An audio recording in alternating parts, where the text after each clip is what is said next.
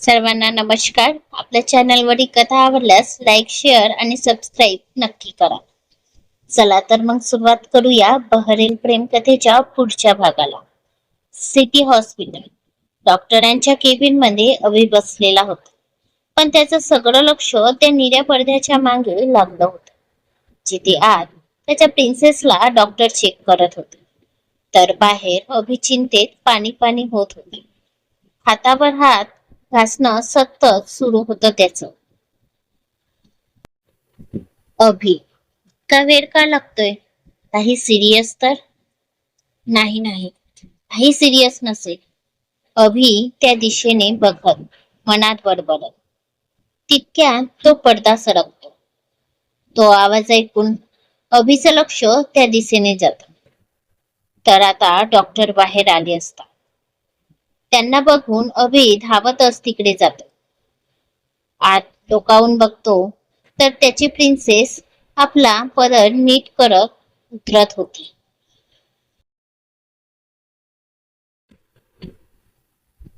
अभि तसा साथ जाऊन तिला उतरायला मदत करतो. ते डॉक्टर आपल्या चेअरवर बसून त्यांनाच स्मित करत बघत होती. अभि वेदांतिकाला घेऊन डॉक्टर समोर येत. हळूच चेअरवरून वेदांतिकाला तिथे खांद्याला धरून बसत. त्याच्या प्रत्येक हालचालीत वेदांतिकाच्या विषयीची काळजी दिसत होती. अभि, प्रिन्सेस, आर यू ओके ना? पाणी हवंय का? बोलत अभि आपल्या रुमालीने वेदांतिकाच्या चेहऱ्यावरचा घाम पुसतो. त्याची ही केअर बघून तर समोर बसलेली डॉक्टर त्याला थक्क होऊन बघत होती. कुणी इतकं कसं प्रेम करू शकतो, हाच प्रश्न पडला असेल त्यांना. तर त्याची ही केअर बघून वेदांतिका मात्र लाजच संकोचात होती, कारण समोर डॉक्टर होती. अहो, मी ठीक आहे, वेदांतिका नजर सोडत हळूच बोलली. तसा अभि तिच्या बाजूच्या चेअरवर बसला. आता त्याचं सगळं लक्ष डॉक्टरांकडे होतं. डॉक्टर, मिस्टर पाटील, मी त्यांचं पूर्ण चेकअप केलं आहे. तसं तर सगळं ठीक आहे, पण बोलून डॉक्टर थांबले. जे ऐकून अभिचे ठोके सुद्धा थोडे वाढले आणि चेहऱ्यावर चिंता उमटली. त्याने वरून एकदा वेदांतिकाला बघितलं तर तिच्या चेहऱ्यावर सुद्धा चिंतेच्या रेषा त्याला दिसल्या. त्याने हळूच आपला हात तिच्या हातावर ठेवला आणि अलगद दाबला, जणू सांगत असावा, मी आहे नेहमी, काहीही झालं तरी. तर वेदांतिकाने सुद्धा आपला हात त्याच्या हातावर घट्ट केला. एक वेळ दोघेही डोळ्यांनी एकमेकांना धीर देत होते. अभि, डॉक्टर, जे असेल ते स्पष्ट सांगा, थोडं सिरियस होत. मनात भीती आणि हृदयाची धडधड सुरूच होती. डॉक्टर, रिलॅक्स मिस्टर पाटील, तितकं घाबरायचं काही कारण नाही. उलट तुमचं अभिनंदन, डॉक्टर हसत बोलली. तसे वेदांतिका आणि अभि त्यांना बघू लागले. Yes mister and missus Patil, you both are going to be parents. Missus Patil is pregnant. डॉक्टरांचा आवाज तिथे घुमला तशी तिथे शांतता पसरली. अभि आणि वेदांतिका तर अजूनही धक्क्यातच होते. त्यांना तर आपण आता काय ऐकलं यावर विश्वासच बसत नव्हता. काही वेळ तर त्यांना ते कळायलाच लागला, पण जसं त्यांना ते मगलं दोघांचेही डोळे भरून आले.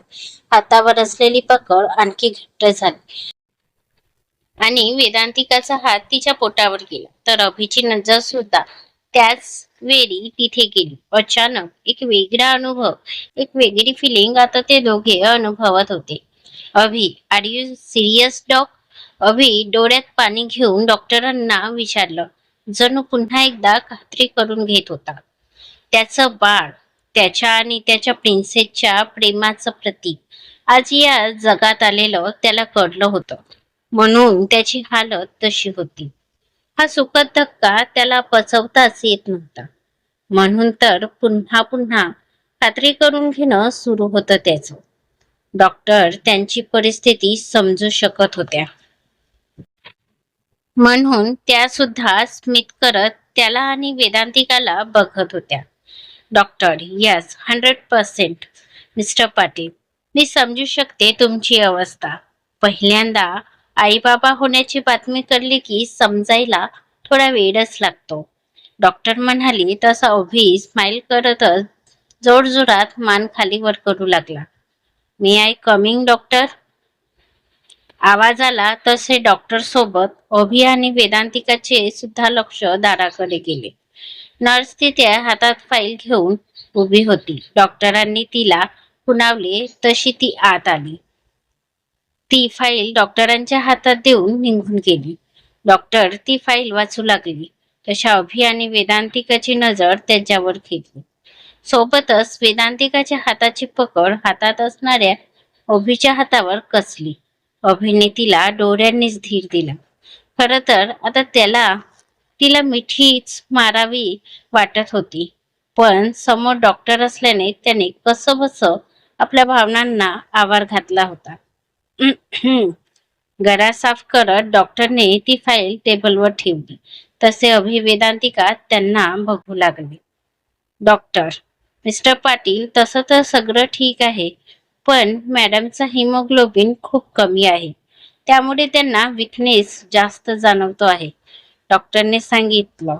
तसं आतापर्यंत ज्या डोळ्यात आनंद होता तिथे आता वेदांतिका विषयीची काळजी झळकू लागली. डॉक्टर, मग त्यासाठी काय करायचं? आवाजात काळजी घेऊन अभिने विचारलं. डॉक्टर, काळजी नका करू मिस्टर पाटील, मी काही औषधं लिहून देते, ती वेळेवर घेतली की त्यांच्यातली ही कमी दूर होईल. आता त्यांना कुठलाही स्ट्रेस किंवा जर काही उचलून चालणार नाही. डॉक्टर गाईड करत होत्या तर अभि खूप लक्ष देऊन त्यांचं ऐकत होता, जणू आपल्या डोक्यात फिट करून घेत होता. मी ही प्रिस्क्रिप्शन लिहून दिली आहे, बाकी तर मी सांगितलंच आहे. आणखी काही त्रास झाला तर मला कधीही फोन करू शकता आणि रेग्युलर चेकअप मध्ये आपण ते बघूच. बोलून डॉक्टरांनी स्मित करत ती फाईल अभिच्या हातात दिली. तसं अभिने त्यांच्याशी हात मिळवला. नंतर त्याने वेदांतिकाला उठायला मदत केली आणि वेदांतिकाला घेऊन केबिन बाहेर पडलाच होता की डॉक्टरांच्या आवाजाने त्याची पावलं थांबली आणि त्याने वळून डॉक्टरांकडे पाहिलं. डॉक्टर, आणखी एक सर, आज जे झालं ते पुन्हा होता कामा नये, नाहीतर प्रॉब्लेम होऊन कॉम्प्लिकेशन होऊ शकतात. So be careful. अभिने त्यांना डोळ्यांनीच होकार दिला आणि वेदांतिकाला सावकाश घेऊन केबिन बाहेर पडला. Abhi, princess, I am so happy. आज मी खूप खुश आहे. मी डॅड होणार आहे. गाडीत आल्या आल्या अभिने वेदांतिकाला घट्ट मिठी मारली. अभिच्या चेहऱ्यावरचा तो आनंद बघून वेदांतिका सुद्धा खूप खुश होती. तिने सुद्धा आपले हात त्याच्या पाठीवर घट्ट केले. तितक्यात वेदांतिकाला पुन्हा मडमडायला लागलं आणि तिने अभिला दूर ढकलत तोंडावर हात ठेवला. अभि, प्रिन्सेस, काय झालं बच्चा? अभि तिच्या अचानक अशा प्रकारे दूर झाल्याने काळजीत बोलला. तर वेदांतिकाने त्याला इशाऱ्याने सांगितलं आणि ती घाईतच कारचं दार उघडून बाहेर पडली. अभि, बच्चा हळू, तिला तसं लगबगीने जाताना बघून म्हणाला आणि परतच तिच्या मागे गेला. वेदांतिका तिथे बाजूला उभी राहून उलटी करत होती. अभिने जाऊन तिच्या पाठीवर हात फिरवत होता. थोड्या वेळात वेदांतिका शांत झाली, पण आता ती फार दमली होती. चेहऱ्यावर अशक्तपणा दिसत होता. अभिने तिला आधार दिला. तिच्या चेहऱ्यावर पाणी मारत स्वच्छ धुवून घेतलं आणि तिला उचलून गाडीत घेऊन आला. त्याने तिला अलगद सीटवर बसवला आणि सीट बेल्ट लावला. वेदांतिका आता डोळे मिटून होती. तिच्यात आता काहीही करण्याची ताकद उरली नव्हती. एकतर सकाळपासून होणारा त्रास आणि त्या स्टोर रूम मध्ये बंद झाल्याने तिची सगळी शक्ती संपली होती. अभिने सुद्धा तिला जास्त त्रास न देता हळूहळू गाडी चालवू लागला. ज्योती, वाहिनी, अगं या डॉक्टरांना दाखवणं गरजेचं होतं का? नेहमीच्या डॉक्टरांकडे गेलो असतो की आपण. ज्योती, ते हॉस्पिटल बघून बोलली. तिच्या डोळ्यात भीती होती. ज्योती, अगं हे खूप प्रशिस्त हॉस्पिटल आहे. शिवाय आपल्या ओळखीचे डॉक्टर असल्याने तुझं ट्रीटमेंट खूप छान होईल बघ. अगं बहिणी, पण हे मला परवडणार आहे का? बघूनच किती महागड वाटत आहे. अगं त्याची काळजी तू नको करूस आता. आता तर बाबांनाही तुला एक्सेप्ट केलं आहे की. आता चल, डॉक्टर वाट बघत असतील. मी सकाळीच अपॉइंटमेंट घेतली होती. बोलत साधना ज्योतीला घेऊन जाऊ लागली. ही बिंडोक वहिनी सगळं काही विस्कटून टाकेल. आता हिला कसं सांगू? मला काहीच झालं नाही. ते तर या बाईला मूर्खात काढून पाटीलवाड्यात घुसण्यासाठी एक बहाणा केला होता. ज्योती साधनाला बघत मनात चवताळत होती. त्यात तिला सत्य बाहेर येण्याची भीती सुद्धा वाटत होती. पाटील निवास. थोड्याच वेळात अभिची गाडी पाटील निवास समोर थांबली. अभिने आपला सीट बेल्ट काढला आणि प्रिन्सेस बोलून बाजूला वळला होता की वेदांतिकाला तसे झोपलेलं बघून त्याचे ओठ रुंदावले आणि त्याची नजर साडीच्या पदरातून झळकणाऱ्या तिच्या पोटावर पडली. माझी प्रिन्सेस अजून स्वतः छोटी आहे. माहिती नाही त्या या छोटूशा जीवाला कशी सांभाळेल. खूप जपावं लागणार आहे मला माझ्या दोन्ही छोटू बेबीला. बोलून अभिनय अलगत वेदांतिकाच्या कपाळावर ओठ टेकवले आणि तिला हळूच आपल्या हातावर उचलून घेत वाड्याचा आत आला. दुपारची वेळ होती त्यामुळे हॉलमध्ये सध्या कोणी नव्हतं. राजीवजी ऑफिसमध्ये होते. आरव कॉलेजला गेला होता. साधना ज्योतीला घेऊन हॉस्पिटलला गेली असल्याने वसंतराव सुद्धा आपल्या खोलीत आराम करत होते. अभि वेदांतिकाला घेऊन आपल्या खोलीत आला. त्याने हळूच तिला बेडवर झोपविलं. आधीच तर तो तिला फुलासारखा जपत होता. त्यात आता ती प्रेग्नंट असल्याने त्याचं केअरिंग लेवल आणखी थोडं वाढलं होतं. त्याने तिच्या पायातली सँडल काढून बाजूला ठेवली आणि तिला बेडवर नीट झोपवलं. तसं त्याचं लक्ष तिच्या कपड्यांवर गेलं. धुळीने भरलेले ते कपडे बघून क्षणात त्याच्या डोळ्यात राग दाटून आला, पण सोबतच अंगावर काटा सुद्धा उभा झाला. 5 मिनिटं जरी उशीर झाला असता तर त्याची प्रिन्सेस आणि त्याचं बाळ. विचार करूनच एक भीतीची लहर त्याच्या अंगात संचारून गेली. ज्याने कुणी ही हरकत केली आहे त्याला आता मी सोडणार नाही. आज फक्त त्याच्याचमुळे माझ्या प्रिन्सेस आणि माझ्या बाळाच्या जीवावर बेतलं असतं. But you don't worry baby, dad is always with you. I love both of you. Abhi वेदांतिकाला बघत मनात बोलला. त्याने हळूच आपला हात तिच्या पोटावरून फिरवला. त्यानंतर अभिने वेदांतिकाचे कपडे चेंज केले आणि तिला नीट कम्फर्ट देऊन तो बाजूला असलेल्या सोफ्यावर बसला आणि मोबाईलवरच काही मेल चेक करू लागला. 1 तासानंतर, साधारण तासाभराने, वेदांतिकाच्या चुरबुर करण्याने अभिची नजर तिच्यावर गेली आणि तो धावतच तिच्या जवळ गेला. प्रिन्सेस बच्चा. आवाज अगदी हळूवार आणि तितकाच प्रेमळ. अभिच्या आवाज देण्याने वेदांतिकाने डोळे उघडून त्याच्याकडे पाहिलं. त्याला इतक्या जवळ बघून ती उठायला गेलीच की. प्रिन्सेस बच्चा हळू. अभि तिच्या जवळ झुकत. सॉरी, ते मी विसरलीस. वेदांतिका हळूच कानाला हात लावत. प्रिन्सेस बच्चा, असं विसरून कसं चालणार हं? आता तू एकटी नाहीस. आपलं बेबी सुद्धा तुझ्या सोबत आहे. आता काळजी घ्यायला हवी ना बच्चा. बोलत अभिने वेदांतिकाचा चेहरा ओंजळीत पकडला.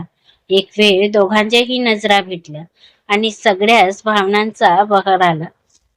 बोलत वेदांतिका उठायला गेली तसं पुन्हा तिला गरगरून आलं आणि तिने डोक्याला हात लावला. थांब, मी मदत करतो. बोलून अभिने तिला उठायला मदत केली.